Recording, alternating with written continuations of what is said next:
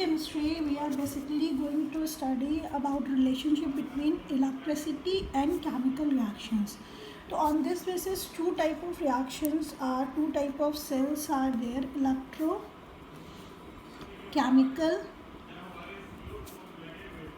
reactions or cells and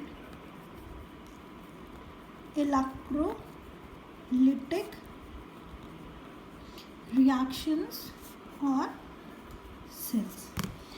Electrochemical reactions are those basically redox reaction in which transfer of electrons occur. Suppose you have reaction हो रही है zinc और copper के बीच में, तो zinc loses electrons in copper except it, तो there is transfer of electrons from zinc to copper and copper to zinc.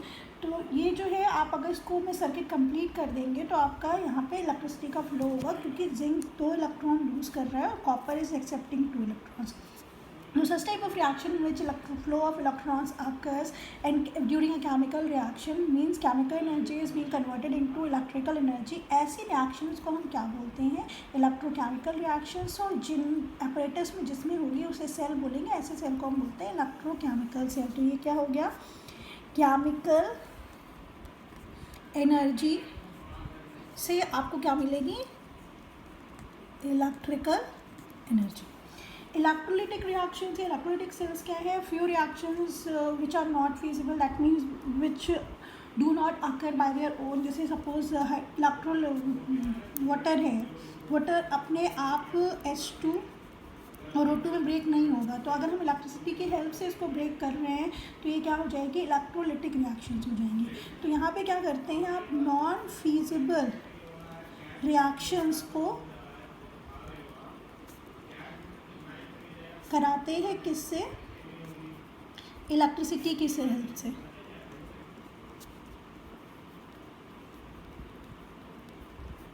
तो उसे हम क्या बोलते हैं? उसे हम बोलते हैं आपका इलेक्ट्रोलिटिक रिएक्शन से इलेक्ट्रोलिटिक सेल्स. तो दो टाइप की यहाँ पे क्या हुआ?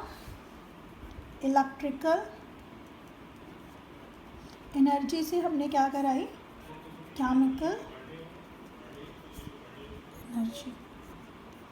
ठीक है. तो इलेक्ट्रोकेमिस्ट्री में बेसिकली हमें दो टाइप की रिएक्शंस पढ़नी है, इलेक्ट्रोकेमिकल रिएक्शंस और electrolytic reactions. Chemical energy, chemical reactions में अगर इलेक्ट्रॉन का फ्लो हो और इलेक्ट्रिसिटी प्रोड्यूस हो तो वो इलेक्ट्रिकल एनर्जी में चेंज होगी, वो इलेक्ट्रोकेमिकल रिएक्शन हो गई. और जो रिएक्शंस अपने आप नहीं हो रही हैं उन्हें इलेक्ट्रिसिटी की हेल्प से करना, वो क्या हो गई? Electrolytic reactions. ठीक है. अब इनको समझने के लिए हम सेल्स बनाने पड़ेंगे, और सेल्स बनाने के लिए हमें पहले एक बेसिक कंसेप्ट पता होना चाहिए जिसे हम क्या बोलते हैं? Electrode potential. क्योंकि इलेक्ट्रोड्स होती क्या है? मेटल रॉड्स होती हैं, और फिर बार बार पोटेंशियल टर्म आएगा तो हमें इलेक्ट्रो पोटेंशियल पता होना चाहिए. इलेक्ट्रो पोटेंशियल क्या होता है? किसी भी मेटल रॉड को अगर आप उसके इलेक्ट्रोलाइट सोल्यूशन में डिप कर देते हैं, जैसे आपने जिंक ले लिया और जिंक को उसके किसी भी सॉल्ट सोल्यूशन में ZnSO4 है, जिंक क्लोराइड है, जिंक नाइट्रेट है, किसी में भी अगर आप डिप कर देंगे तो उस कंडीशन में क्या होता है? Metals are electropositive in nature, they will lose electron and form positive ions. These electrons will remain on metal surface, और जो पॉजिटिव आयंस हैं वो सोल्यूशन में चले जाते हैं. सोल्यूशन में ऑलरेडी Zn2+ आयन होंगे, क्योंकि अगर आपने जिंक सल्फेट लिया तो इसमें क्या होगा? Zn2+ आयन होगा और सल्फेट आयन होगा. ठीक है. अब होता क्या है? ये इलेक्ट्रॉन जो है मेटल सरफेस पे रहते हैं, तो इसके चारों तरफ पॉजिटिव आयन्स अपनी एक लेयर बना लेते हैं. ठीक है. तो जब ये लेयर बन जाती है तो एक इलेक्ट्रिकल डबल लेयर बन गई पॉजिटिव और नेगेटिव चार्ज की. इस इलेक्ट्रिकल डबल लेयर के अक्रॉस जो पोटेंशियल होता है उसी को हम क्या बोलते हैं? Electro potential. तो इलेक्ट्रो पोटेंशियल क्या हुआ? The potential developed when metal rod is dipped in its electrolyte solution, then electrical double layer is formed. Electrical double layer कैसे बनती है? मेटल ने इलेक्ट्रॉन यूज किए, electron will remain on metal surface, और जो solution के positive ions हैं वो उसके चारों तरफ सराउंड करते हैं उसको. तो इस इलेक्ट्रिकल डबल लेयर के अक्रॉस जो पोटेंशियल होता है उसको इलेक्ट्रो पोटेंशियल कहते हैं. फिर एक टर्म आता है standard electrode potential. Standard electrode potential क्या है? इसी इलेक्ट्रोड पोटेंशियल को अगर आप स्टैंडर्ड कंडीशंस में मेज़र कर रहे हैं, अब स्टैंडर्ड कंडीशंस यहाँ के लिए क्या है? टेम्परेचर जो होना चाहिए that should be 25 degree Celsius, और जिस कंसनट्रेशन के सोल्यूशन में आप इसको डिप कर रहे हैं, इलेक्ट्रोलाइट सोल्यूशन में जो डिप कर रहे हैं, उसकी जो कंसनट्रेशन है वो 1 मोलर होनी चाहिए। तो अगर ये कंडीशन दोनों हैं, उस कंडीशन में आप इलेक्ट्रोड पोटेंशियल मेज़र करते हैं तो उसे क्या बोलते हैं? Standard electrode potential. तो इलेक्ट्रोड पोटेंशियल समझ में आया। इलेक्ट्रोड पोटेंशियल को स्टैंडर्ड कब कहेंगे? जब आपने यही मेज़र किया है टेम्परेचर 25 डिग्री सेल्सियस से, और जिस सोल्यूशन में उसे डिप किया था उसकी कंसनट्रेशन 1 मोलर है, तो इसी इलेक्ट्रोड पोटेंशियल को हम क्या बोलते हैं? स्टैंडर्ड इलेक्ट्रोड पोटेंशियल बोलते हैं। फिर इसके बाद 2 चीज़ें और आती हैं इसमें, standard reduction potential, electrode potential, और स्टैंडर्ड ऑक्सीडेशन इलेक्ट्रोड पोटेंशियल। अब ये रिडक्शन और ऑक्सीडेशन इलेक्ट्रोड पोटेंशियल क्या है? जो प्रोसेस हो रही होगी, दैट इज आपने मेटल ली, मेटल ने इलेक्ट्रॉन लूज़ किया, ठीक है, तो लॉस ऑफ इलेक्ट्रॉन क्या होता है? ऑक्सीडेशन होता है। तो अगर इस कंडीशन में आप इलेक्ट्रोड मेज़र कर रहे हैं तो ये क्या है?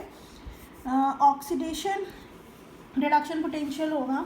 और अगर यहाँ पे क्या हो रहा है? मेटल आयन है और उसने इलेक्ट्रॉन एक्सेप्ट किया, तो gain of electron is what? Reduction. तो इससे हम क्या बोलेंगे? रिडक्शन। ये आपका रिडक्शन इलेक्ट्रोड पोटेंशियल हम इसको बोलेंगे। अब ये कैसे होगा? आप जब भी सेल बनाओगे तो एक इलेक्ट्रोड में नहीं, हमें हमेशा 2 इलेक्ट्रोड चाहिए होते हैं। तो उसमें जो ज़्यादा रिएक्टिव मेटल होती है दैट विल लूज़ इलेक्ट्रॉन, और जो कम रिएक्टिव मेटल होती है वो इस इलेक्ट्रॉन को एक्सेप्ट करेगी। तो ऑक्सीडेशन रिडक्शन दोनों प्रोसेसेस होती हैं। तो मेटल में हम इस कंडीशन में जब मेज़र कर रहे हैं, जब इलेक्ट्रॉन मेटल एक्सेप्ट कर रही है तो उसको रिडक्शन इलेक्ट्रोड पोटेंशियल बोलते हैं, और जब मेटल इलेक्ट्रॉन लूज़ कर रही है उस केस में ऑक्सीडेशन इलेक्ट्रोड पोटेंशियल बोलते हैं। ऑक्सीडेशन और रिडक्शन इलेक्ट्रोड पोटेंशियल की वैल्यू जो होती है वो सेम होती है, बस उनके साइन क्या होते हैं? अपोजिट होते हैं। साइन बस अपोजिट होते हैं। जैसे आपका सिल्वर है, तो सिल्वर का अगर आपको रिडक्शन पोटेंशियल लिखना है तो रिडक्शन की प्रोसेस लिखेंगे। तो रिडक्शन की प्रोसेस का मतलब क्या होता है? Gain of electron. तो Ag प्लस आयन से क्या बनेगा? Ag। तो इसको हम क्या समझेंगे? रिडक्शन पोटेंशियल है। कैसे जाना?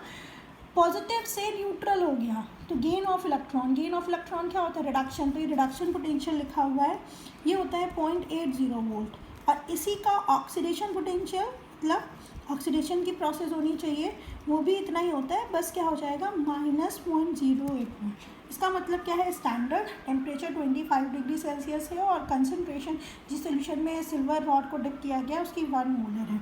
तो इलेक्ट्रोड पोटेंशियल रिडक्शन है कि ऑक्सीडेशन है, डिपेंड करेगा मेटल इलेक्ट्रॉन लूज़ कर रही है कि गेन कर रही है।